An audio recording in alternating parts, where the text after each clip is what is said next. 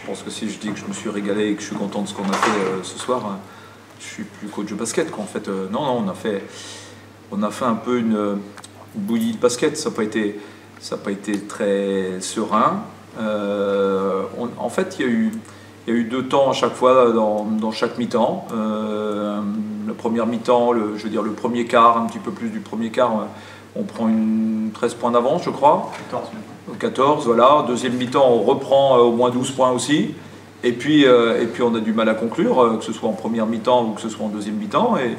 Et heureusement que Turner rate de lay-up à la fin, puisque ça aurait pu nous jouer des tours. Alors nous aussi on a fait des erreurs, hein, et si un joueur comme Turner fait ces erreurs-là, ça veut dire que toutes les équipes sont un peu dans le dur physiquement. Je pense qu'il y a aussi un peu de ça. Si Boulogne perd contre Vent, on va vendre.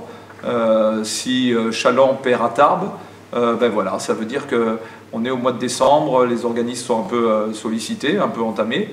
Et il va falloir finir ces deux derniers matchs, qui sont des matchs compliqués. Vent-Vichy, vous imaginez que s'ils viennent de battre Boulogne, eh ben, ils vont être remontés comme des coucous.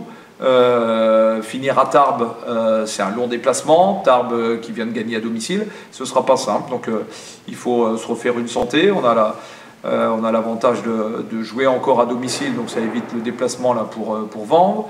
Et puis on a toute une semaine pour préparer le dernier match, puisqu'on joue vendredi à Tarbes.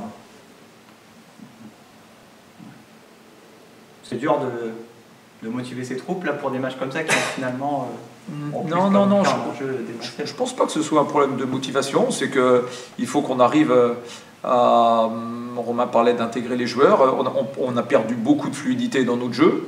Il faut qu'on arrive à les intégrer dans notre jeu. Il faut qu'on arrive à faire quelques ajustements pour les trouver dans les meilleures conditions possibles. Et pour le moment, c'est pas satisfaisant. Et on a besoin de. Alors en plus, hein, on a besoin de s'entraîner. C'était un peu mieux Boulogne parce qu'on avait eu toute une semaine pour travailler.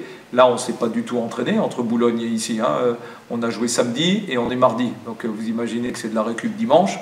Hier, on a fait, on va dire, 3/4 d'heure d'entraînement qui était plutôt les ajustements défensifs qu'il fallait sur l'adversaire.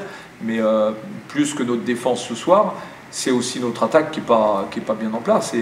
Et ça, on a besoin de travailler. Alors j'espère qu'on aura suffisamment de travail entre jeudi et vendredi pour le match de Vanves et qu'on aura une semaine pour le dernier match de Tarbes. C'est vrai que sur un match comme ça, des joueurs qui ont de l'énergie, comme Elias, comme Calvin aussi, d'ailleurs, comment on voit Calvin, est-ce qu'on a des nouvelles? Et c'est vrai qu'ils auraient pu apporter ce petit peps Bien sûr. Des jeunes, de la jeunesse, quoi.